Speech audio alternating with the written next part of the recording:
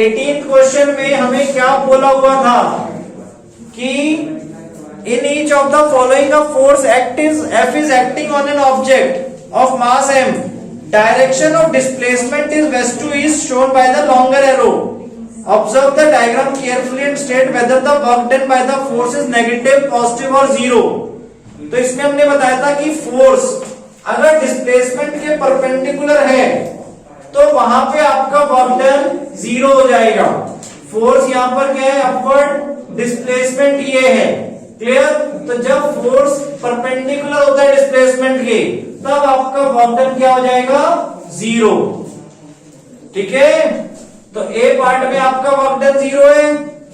B part में आपको क्या बोला है, ऑब्जेक्ट में फोर्स लगाई जा रही है और डिस्प्लेसमेंट भी उसी तरफ है, यानी force and displacement are in same direction. Same direction में है तो वर्क डन क्या हो जाएगा, पॉजिटिव, क्लियर। और सी कंडीशन क्या है आपकी कि फोर्स इस तरफ लग रहा है और डिस्प्लेसमेंट इस तरफ, बेटा, क्लियर। तो फोर्स और डिस्प्लेसमेंट क्या हो गए, are in opposite direction, clear. So opposite direction में है तो वर्क डन आपका क्या हो जाएगा, नेगेटिव, क्लियर। 19th क्वेश्चन में हमें क्या बोला है, Soni says that the acceleration in an object could be zero even when several forces are acting on it. Do you agree with her? Why? बताओ। कि सोनी कह रही है कि एक्सेलरेशन ऑब्जेक्ट का जीरो है जब उस पे सेवरल फोर्स एक्ट कर रही हैं, तो क्या ऐसा हो सकता है?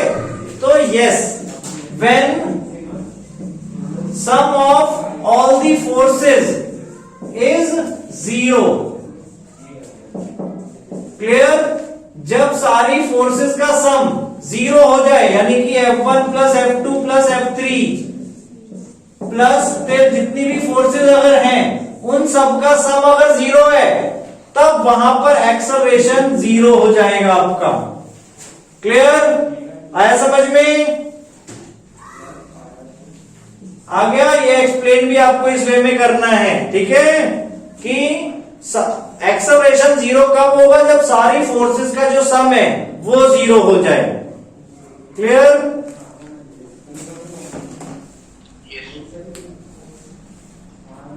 ट्वेंटियथ क्वेश्चन में क्या गिवन है, find the energy in kilowatt hour consumed in 10 hours bye 4 devices of power 500 what each.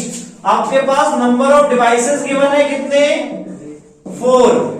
Power क्या है, power of each device 500 what. इसको हम क्या करेंगे, पहले किलोवाट में कन्वर्ट करेंगे बेटा, क्योंकि अगर हमें एनर्जी निकालनी है तो एनर्जी हमारी किलोवाट आवर में निकलती है और हमें क्वेश्चन में बोला ही हुआ है एनर्जी किलोवाट आवर में निकालनी है। सो किलोवाट में करने के लिए डिवाइड बाय 1000 किया, ये कैंसिल आउट, 1/2 यानी कि 0.5 किलोवाट आ गया आपका, clear. So power of 4 devices क्या हो जाएगा आपका, 4 डिवाइसेस की पावर निकालनी है तो उसको हम 4 से मल्टीप्लाई कर देंगे। सो दैट इज 4 इंटू 0.5 यानी 2 किलोवाट, क्लियर। पावर आ गई आपकी 2 किलोवाट। टाइम कितना गिवन है यहाँ पे, कितनी देर यूज किया उन डिवाइसेस को, 10 आवर्स, क्लियर। अब एनर्जी का फॉर्मूला बेटा, एनर्जी निकालनी है आपको तो पावर इंटू टाइम।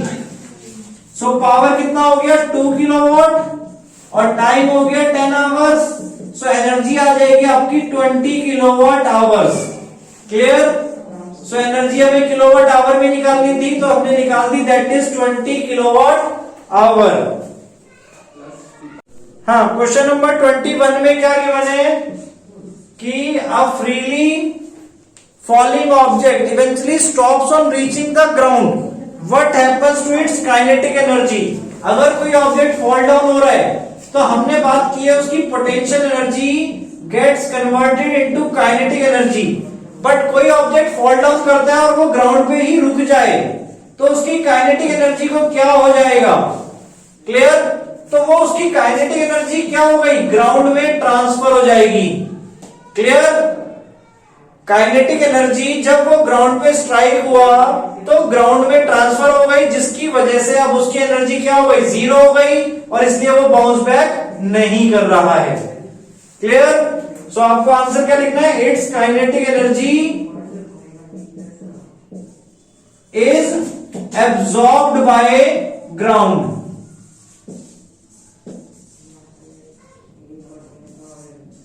ठीक है, उसकी काइनेटिक एनर्जी क्या हो गई, एब्सॉर्ब हो गई बाय ग्राउंड। क्लियर?